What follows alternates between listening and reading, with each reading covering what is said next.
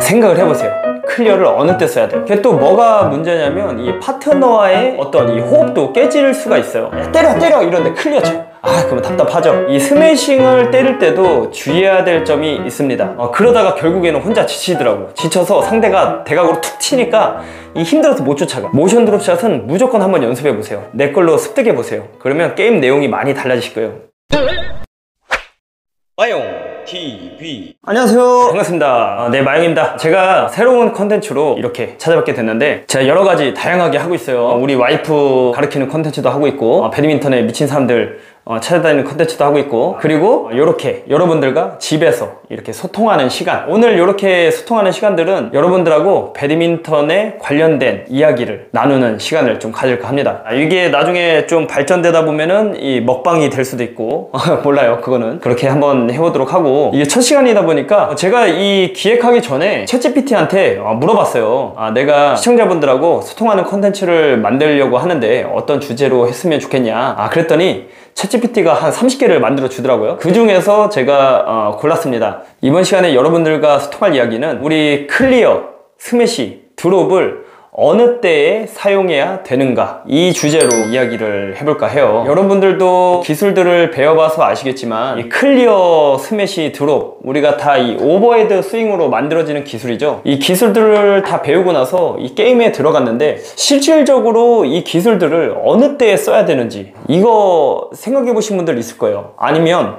그냥 아무 생각 없이 그냥 막 스매싱만 때리고 그냥 클리어 받아라, 그냥 주고 이렇게 플레이를 하시는 분들도 있겠고요. 저도 이 게임 레슨을 많이 하다 보니까 이 기술들을 게임 상황에서 적절하게 운영을 하면 굉장히 좋은데, 운영을 잘 못하고 그냥 기술을 무분별하게 막 쓰시는 분들이 있어요. 그래서 이번 시간에는 이 세 가지 기술들을 어느 상황에서 어떻게 써야 되는지, 그리고 이 기술들을 사용하면서 주의해야 될 점은 어떤 것들이 있는지 여러분들한테 말로써 한번 머릿속에 이 각인을 쏙쏙 시켜드릴 테니까 여러분들 한번 상상을 하면서 제 이야기를 들어주시기 바라겠습니다.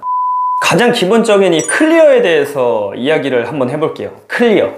이 클리어는 어느 때 사용을 해야 될까요? 우리 게임 중에 생각을 해보세요. 클리어를 어느 때 써야 돼요? 그냥 공 오면은 밀어야 돼요? 그냥? 아니죠. 클리어도 이 적절한 사용 타이밍이 있습니다. 클리어 같은 경우에는 내가 보통은 이 자세가 불안정할 때, 게임 중에 상대가 워낙 공을 사이드로 빠르게 민다든지 아니면 순간적으로 뒤로 밀어서 내가 밀린 상황이 되잖아요.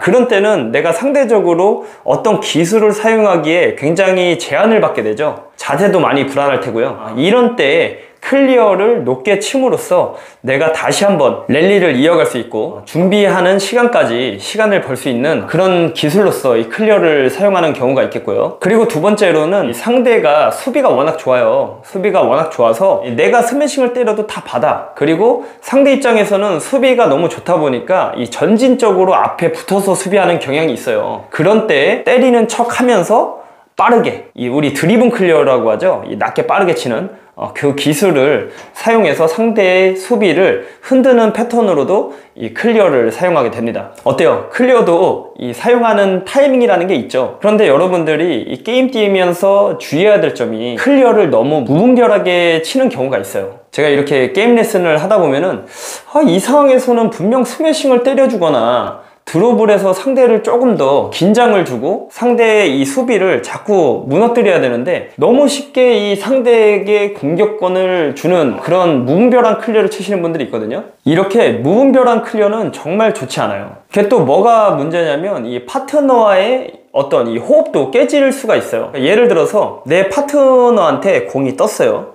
떴죠. 그래서 나는 그래, 내 파트너가 공격을 해주면 앞에서 푸시를 때려서 마무리 질 거야, 이런 생각으로 우리가 게임을 하게 되면 이런 공격 형태로 쓰게 되거든요. 그런데 내 파트너는 공격을 하지 않고요, 이 때리기 딱 좋은 타이밍이었거든. 그 상황에서 클리어를 치는 거죠. 그러면 어떻게 돼요? 다시 수비 원점으로 돌아오게 됩니다. 그리고 결국에는 이제 클리어 쳤다가 상대 공격 맞아서 지게 되는 경우도 또 발생을 하고, 이렇게 반복이 되다 보면 이게 파트너에 대한 이 신뢰가 깨지게 되죠. 그래서 이 클리어는 너무 무분별하게 치기보다는 내가 상황이 좀 안 좋은 상황에서 시간을 확보하기 위해서 쳐준다든지, 아까 이야기했던 것처럼 상대 수비가 좋을 때 한 번씩 이렇게 상대의 수비를 흔들어주는 플레이로서 사용해야 된다. 우리 있어요. 그냥 클리어 계속 치는 사람들. 그러니까 야 좀 때려 이러잖아 게임하다가. 야 때려 이러는데 클리어 쳐. 그러면 답답하죠. 두 번째는 스매싱으로 바로 들어가 볼게요. 스매싱은 어느 때 써야 될까요? 우리가 이 게임을 하다 보면 이런 일반적인 경우에서는 스매싱을 때려줘야 됩니다. 그러니까 우리에게 공격 패턴이 왔다면 자꾸 후에서 스매싱을 때려줌으로써 이 앞사람에게 찬스볼을 만들어주는 그런 기술로서 스매싱을 많이 해줘야 되거든요. 물론 스매싱이 좋으면 스매싱 자체만으로도 득점이 되겠죠. 그래서 일반적인 경우에는 우리가 공격 상황에서 스매싱을 하게 되는데요, 이 스매싱을 때릴 때도 주의해야 될 점이 있습니다. 뭐일 것 같아요? 한번 생각해보세요 여러분들. 그냥 나는 무조건 막 때리진 않나, 이게 생각해야 됩니다. 이 생각해야 늘어요. 제가 저번 얼마 전에 이제 같이 이 B조 정도 되시는 이 남성분이랑 게임을 떴는데, 이분이 스매싱이 굉장히 좋은 편이에요. 좋은 편인데 이 스매싱이 파워는 있는 반면에 이 코스가 없는 거예요. 코스가.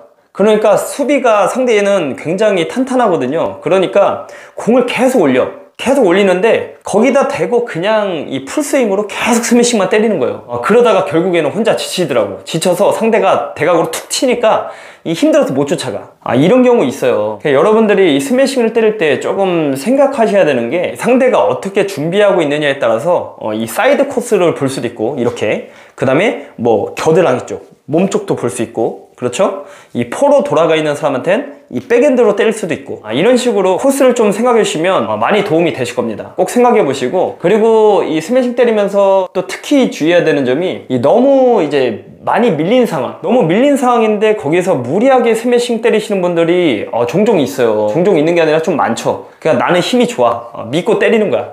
근데 이제 중요한 거는 내가 많이 뒤로 밀릴수록 내 스매싱이 상대한테 갈 때는 어떻게 써요? 셔틀콕은 가면 갈수록 속도가 죽잖아요. 그러다 보니까 내가 밀려서 스매싱을 때리면 그만큼 내 준비 동작도 늦을 뿐더러 상대 공은 더 빨리 오기 때문에 오히려 이 역효과가 나는 경우가 많습니다. 그래서 이 밀렸을 때는 이 강한 풀스윙의 스매싱보다 우리 반 스매싱이라고 하거든요. 스매싱의 이 각도만 주고, 우리가 왜냐면 이 스매싱이 각이 좋으면은 상대가 강하게 되치기는 못하거든요. 그러니까 각만 주고 내 준비를 보다 빨리 하는 거죠. 그래서 많이 밀렸을 때는 강한 풀스윙보단 좀 반 스매싱을 활용해서 오히려 내 준비를 보다 빠르게 해주는, 그래서 공격 유지를 계속 해가는 것이 조금 더 효과적이고요. 그리고 특히 이 밀린 상황에서 이 대각 스매싱 때리시는 분들이 있어요. 나는 이미 중심이 많이 밀려 있는데 이거 하나 때려가지고 그냥 끝내려고 그냥 대각으로 확 때렸는데 어떻게 돼요?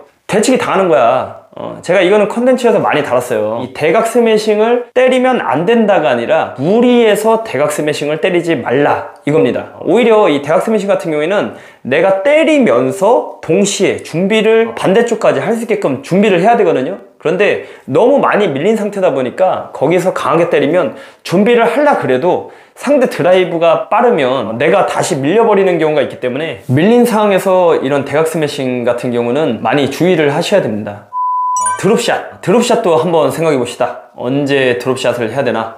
그냥 계속 놓으면 되나? 근데 이 드롭샷 같은 경우에는 우리가 보통 이 상대의 수비를 많이 흔들기 위해서 이 드롭샷을 많이 넣게 되는데, 아까 전에 말씀드렸듯이 무분별하게 스매싱만 계속 때리게 되면 상대 수비가 좋으면 다 받아요. 그런데 이 드롭샷을 활용해서 상대를 자꾸 움직이게 만든다면 아무래도 이 빈틈이 많이 생길 겁니다. 그래서 우리 드롭샷은 여러분들이 좀 모션 드롭 있잖아요. 스매싱 동작에서 이 드롭을 하는, 그렇게 좀 만들어 주시면은 게임할 때 활용도가 굉장히 좋습니다. 그래서 여러분들이 드롭샷을 배우고 나서는 모션 드롭샷은 무조건 한번 연습해 보세요. 연습하고 내 걸로 습득해 보세요. 그러면 게임 내용이 많이 달라질 거예요. 그래서 이렇게 상대를 흔들 때 적절하게 스매싱을 때렸다가 한번 때린 척 하면서 놓고, 그리고 드롭을 놨다가 상대가 받고 도망가잖아요. 막 도망가면 그때 한번 모션 한번 딱 놓는 거예요. 그러면 도망가다가 상대가 이제 중심이 무너지는 경우도 많으니까 그렇게 해서 드롭샷을 한번 이용해 보시고. 근데 이 드롭샷도 주의해야 될 점이 있습니다. 제가 레슨을 하면서 많이 느끼는 부분 중에 하나인데, 이렇게 저희 회원분들이 게임 치시는 걸 보면 내가 밀렸어요. 많이 밀렸는데 거기서 이제 드롭샷을 넣는 경우가 굉장히 많더라고. 스매싱도 어떻게 보면 스매싱은 내 각이 좋으면 괜찮아요. 그런데 드롭샷 같은 경우에는 속도가 약하겠죠. 아무래도 밀린 상태에서 드롭샷을 하려다 보면 드롭샷 자체가 속도가 네트 앞에 줘야 되는 기술이기 때문에 속도가 안 산단 말이에요. 그런데 밀린 동작을 보면 상대는 어떻게 할까요? 상대가 바보가 아닌 이상은 상대도 네트 앞쪽으로 많이 붙는단 말이에요. 그런 상황에서 드롭을 놔버리니까 그냥 바로 푸시를 당하거나 아니면 바로 공격권을 뺏기는 경우가 발생을 하죠. 그래서 이 드롭샷 같은 경우에는 밀려서 하는 거는 정말 좋지 않습니다. 특히 이렇게 상대가 클리어 쳤을 때 내가 밀려서 이거 클리어를 치자니 너무 버거운 거죠. 근데 대부분이 보면 이 클리어 치는 힘이 약해서 드롭샷을 넣더라고. 근데 그게 정말 좋은 게 아니에요. 오히려 우리가 클리어를 조금 더 단련을 시켜서 밀렸을 때는 조금 더 시간을 벌 수 있어야 되는데 밀린 상태에서 자꾸 놓으려고 하다 보니까 그게 습관이 되다 보니까 그게 자꾸 실점으로 이어지는. 그런데 이제 그런 플레이들이 계속해서 반복하게 되면 정말 이 배드민턴 실력이 늘지 않게 되거든요. 그래서 드롭샷은 될 수 있으면 밀리지 않은 상태, 오히려 내가 공격에 주도권을 가지고 있을 때 상대를 흔들기 위해서 사용하는 그런 드롭샷이 적절합니다. 물론 이제 예외는 있어요. 많이 밀렸을 때 이 대각으로 정말 컨트롤을 잘해서 상대가 예측하지 못하게 넣는 드롭샷 같은 경우에는 그래도 유효한이 잘 안 나오네요. 발음이 잘 안 되네. 유효한 효과. 발음 어렵다. 이렇게 잘했을 때는 효과를 볼 수가 있는데 그렇게 컨트롤하기가 사실상 쉽지 않잖아요. 우리 정말 그런 것들은 정말 간혹가다 나오죠. 우리 선수들이라든지 아니면 정말 그 기교 잘 사용하시는 분들이 있어요. 그런 기술이 가능한 분들이라면 그렇게 상대의 빈틈을 보고 이렇게 뺄 수는 있겠지만 그게 아니다라면 클리어로 길게 밀어주고 시간을 한 번 더 벌어주는 게 더 안정적인 플레이가 아닐까 생각을 해봅니다. 오늘 이렇게 세 가지 기술, 우리가 후위에서 만들어지는 클리어, 스매시, 드롭 어느 때에 사용해야 되고 그 기술을 사용하면서 주의해야 되는 점은 무엇인지 한번 이야기를 나눠봤습니다. 어떻게 좀 이미지가 좀 그려지세요? 집에서 제가 이렇게 레슨하는 거는 우리가 좀 상상력을 좀 발휘해서 한번 생각을 해봅시다. 그리고 여러분들 배드민턴 좋아하면 생각 많이 해야 돼요. 이미지 트레이닝도 많이 하시고요. 우리 당구 좋아하시는 분들 보면은 막 당구 큐대가 막 이렇게 보이잖아요. 자고 있으면. 그것처럼 우리 생각 좀 많이 하고 이미지 많이 그리시면 조금 더 도움이 많이 되니까요. 이렇게 일주일에 한 번씩은 제가 이 직콕 레슨을 다양한 주제로서 여러분들과 소통할까 합니다. 그러면 다음 시간에 직콕 레슨 찾아뵙도록 하겠습니다. 오늘만 마치도록 하겠습니다. 감사합니다.